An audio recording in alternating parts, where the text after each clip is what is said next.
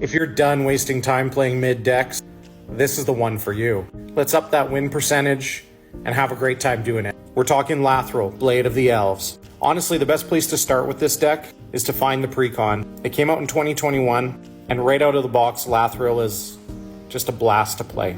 It's super powerful, it's super consistent, and you're going to have a good time doing everything that elves do. Now, I'm going to show you some cards from that Precon, but we're building a little bit more from scratch, and there's a lot of elves to help us do that, and a lot of payoffs for us. So let's talk about some of our elf package. We've got Elvish Archdruid, taps for mana. We've got Llanowar Elves, taps for mana. We've got Elves of Deep Shadow, deals damage to us, but taps for mana.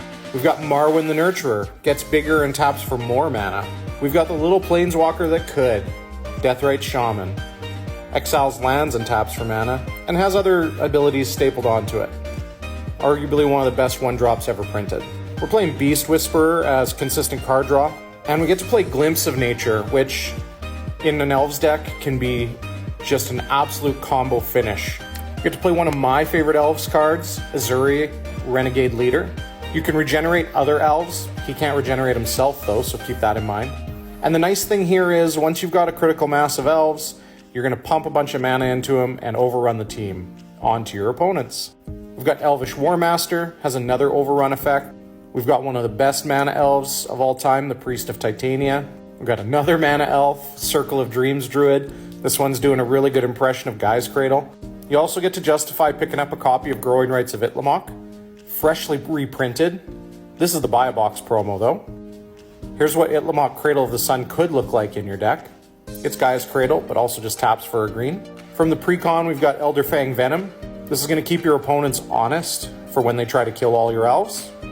We've got Tyvar Kell, which is going to make any token elves you make into mana dorks, and you get to keep making more tokens with them. You get one-sided Concordant Crossroads because you get to play Tyvar Jubilant Brawler.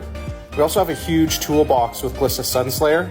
It gets in there and gets to start removing enchantments and things like that for you. I almost forgot about Joragus Tree Speaker. Obviously really good in your elf deck. Getting it to level 5 though and making all of your elves tap for 2 mana is just awesome. Now, you are playing a bunch of 1/1s, so Skull Clamp is going to be huge in this deck. Especially with Tyvar Kell on the battlefield, you can tap a mana to equip the Skull Clamp to one of your elves, kill it, draw 2 cards, and repeat as needed. We added black to the deck from a normal mono green elves deck, so we get to play Bolas' Citadel, which is just absolutely huge off the top. You get to play Prowess of the Fair, a tribal enchantment for elves. And from Lord of the Rings, we get Elven Chorus. Quest for Renewal turns on almost immediately, and that's really nice with Lathril's ability of tap 10 elves during your opponents. We get to play Giltleaf Palace as one of our dual lands, which is really nice. We're going to have Devotion, so you know that means we get Nykthos Shrine to Nyx, and the very cool Wirewood Lodge to untap our elves that tap for huge amounts of mana. And the big finisher in the deck, Throne of the God Pharaoh. You don't even need to attack, just tap all your elves for mana, go to the end of the turn, your opponents lose life. Now, like I said, elves are super consistent. All the creatures do the same thing. You have some cards that allow you to draw, and you have some big payoff finishers. I wouldn't be surprised if you wanted to add a Craterhoof Behemoth to this deck. You'd have a great time. You'll want to make sure you protect Lathril. That end game ability is really huge, but the deck will run without her. If you truly love your elf deck, you'll probably want to go pick up a Guy's Cradle, but it's hard for me to recommend a $1,000 card. Hope this helps. This is the real key to winning more Commander games. We're going straight to the Cabaretti and asking Ginny Faye, Jetmir II, for the help. Now, if you would create one or more tokens, you may instead create cat tokens or dog tokens. So I bet you're thinking, well, let's just make a bunch of tokens. Wrong. There's only one type of token we need to make here, and it'll make the rest of the deck work just fine. This is treasure tokens only, baby. What else do you think the Cabaretti would be doing? So you're not going to add Song of Totentanz to this deck. Those are rat tokens, specifically not treasure tokens. But we are going to play Tireless Provisioner, play a land, make a treasure. We are going to play Smothering Tithe. Your opponents draw a card, you get a treasure. We are going to play Professional Facebreaker. When you deal combat damage to an opponent, make a treasure. And you knew it was coming, but the Cabaretti love Dockside Extortionist. And there's the battlefield, and you make X treasures, where X is the number of artifacts and enchantments your opponents control. So we get a new card to the deck, O'Hare Talk, Deepest Foundation. If you would create one or more creature tokens, create triple that many tokens instead. With Jinnie Fay out, that means you're getting triple dogs and triple cats. Your choice, at least. We're playing Mondrak, Glory Dominus. If one or more tokens would be created under your control, twice that many tokens are created instead. Okay. We want to use all our tokens, so we're playing Jaheira, Friend of the Forest. It makes your treasures or your cats or your dogs tap for green. I think we finally found the deck for Bootlegger Stash. We're going to tap and make a ton of treasures, and if we want, they're cats, or if we want, they're dogs. What a beauty. Let's play old Gnawbone too. Deal combat damage to your opponents, make that many treasures. That's a good deal, right? And Zorn? How about Zorn? Yeah, let's play Zorn. If you would create one or more treasure tokens, instead create those tokens plus an additional token. We of course need some card draw, so let's play Oron Frostfang. Recently reprinted, so way cheaper now. Everyone loves a passive win too, right? So let's add Purphoros, God of the Forge to the deck. When those creatures enter the battlefield, 2 damage to each opponent. So that means make treasures, take out your opponents. Another win con, because this is a silly deck, is Craterhoof Behemoth, but you have to get this version of it. You need your opponents to know that what they've sat down for is just the silliness of the Cabaretti. And since you have the ear of his second, we're adding Jetmir Nexus of Revels to the deck as well. This is just an alpha strike for 4 mana. Such a good thing to do. Now the reason I really like this deck is because it only requires 3 types of tokens. Treasures, the cats, and the dogs. That's it. You can build token decks where you play 3, 4, 5, 8, 9, 10 different types of tokens. I'm not here for that. I want to bring with me 6 tokens at most. 1 of each to represent tapped, 1 of each to represent untapped, and then some dice. I always get really excited when I build a token deck, but I always get frustrated right away when I start playing it because that's just way too many game pieces. However, bringing just treasures, dogs, and cats to the party, I can do that. So, Jinnie Fay, secretly a treasure commander, definitely a good time.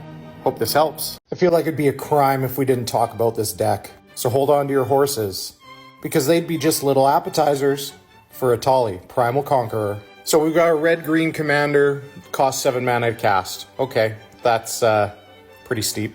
The ETB is pretty crazy though. When there's the battlefield, each player exiles cards from the top of their library until they exiled an online card. You get to cast those cards. This isn't a cast trigger. This isn't a play only from hand kind of thing. We want that ETB early and often, and this is how we're going to do it. Notably, Etali Primal Conqueror also flips into Etali Primal Sickness. This is essentially Blightsteel Colossus on the backside. So if you do have that one opponent making your life tough, you can just take them out with this. Alright, card we're definitely adding to the deck, Flaming Tyrannosaurus. The fact that you're going to be casting spells from exile means Paradox is going to trigger, and when it dies, it'll do some more damage.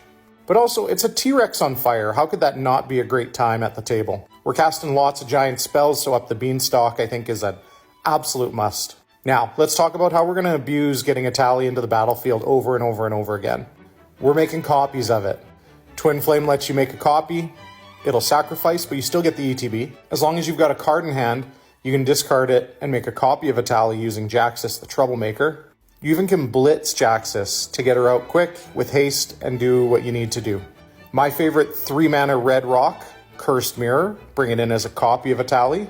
We have repeatable copies with Ortheon, Hero of Lavabrink. Heat Shimmer is going to let us make copies as well. Delina Wildmage is going to let us make copies as well. And we're going to be sure to play Panharmonicon because 2 triggers of an Etali seems real good. Hey, why don't we add in a Rionia Fire Dancer to the mix?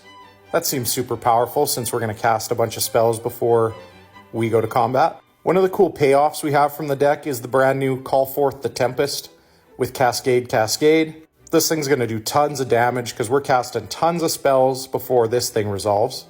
Alright, so how are we getting to Etali so quickly? Well, we're going to play a bunch of rituals. So we've got Seething Song, we've got Pyretic Ritual, we've got Desperate Ritual. We're also in green though, so we get to play things like Cultivate and Nature's Lore to get cards out as quick as possible. We also get to play Goreclaw, Terror of Kalsisma. This is going to make Etali cost 2 less, so that's always great. And finally, we do have to consider what we're doing until we get Etali out, because frankly, the game could be over before we get our 7 mana. Hopefully not. That's what all the ramp and rituals is for. So what are we doing? Well, we are playing Anger of the Gods. That'll sweep up all the creatures that are on the battlefield beforehand kind of nicely. And the last thing we have to watch out for is something that's going to prevent us from casting a tally or casting things from exile. And of course, I'm talking about Drannith Magistrate. So we're playing a Beast Within. You could play Lightning Bolt, whatever spell you really want to play that'll get rid of a 3 toughness creature. You can't let that thing resolve, and if it does, you need to remove it before you start doing all the big stuff. So, I hope that helps. Have you ever wanted to play a red-white combat deck? Well, now you can. Let's take a look at General Ferrus Rockrick. We've got 3 mana, 3/1 with hexproof for monocolored. That's going to make him really tough to remove.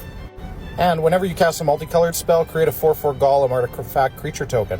So the big thing here is aggressive decks in Commander are really tough to build and be effective. They're oftentimes really good at getting rid of 1 or 2 players, but that's usually enough time for the other player to take you out. The other thing is, traditionally, red and white has had not the most success at closing out games in Commander, but Ferrus gives you a great thing where every card you play potentially says kicker, make a 4/4. We are leaning all the way into that. For example, we're going to play a Loran Searing Light.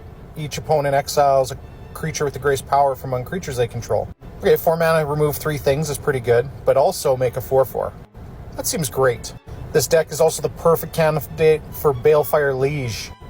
Now your creatures are 6/6s. That seems good. And you're going to gain some life and do some damage. Awesome. Speaking of gain some life and do some damage, Lightning Helix in Commander, really mid. But Lightning Helix and make a 4/4, love it. We're also jamming in Blade Historian. Now those 4/4s hit for 8 damage every turn. I think that's just fun. We've got Alibu, Ancient Witness. It brings a 4/4 with it as well. Other artifact creatures you control have haste. Alibu is also an absolute laser beam in this deck. You're going to go to combat, you're going to attack with a bunch of artifact creatures, and it's going to scry a bunch and beam out someone. Jorkadeen is a great finisher in the deck. You're going to have tons of artifacts, obviously, so they're going to be 7/4s. That's amazing. Response Resurgence is really good. Either side generates a 4/4. Tajik Legion's End has Mentor, which won't matter that much, but it will matter that your opponent's creatures don't deal damage to your creatures. Figure of Destiny probably isn't that playable in Commander, but it is in this deck because it also brings a 4/4 along with it. Here's a little treat, Duergar Hedge Mage, a little bit of artifact and enchantment removal in your red-white deck, and it brings a 4/4. Of course, we're going to play Iroas, God of Victory. You gotta add Aurelia, the War Leader, to this deck as well. Just seems fair that you would get extra combat steps with all your 4/4s. How about Jeru and Hazaret? You're going to get to cast some spells for free. It's a 5/4. It brings a 4/4 with it. You're in a red-white deck that wants you to cast red-white cards. You're just jamming Comet Stellar Pup in that deck too. Who knows what he's going to do, but you're going to have a great time, and he's just so cute. And finally, you get to play Chance for Glory. If 1 attack with all your creatures isn't enough, 2 will definitely do it. So, if you haven't noticed yet, every card is red-white. Not a single red card or white card in the deck. You really want to make as many of these artifact creature tokens as you possibly can so you can close out the game as fast as possible. Hope that helps.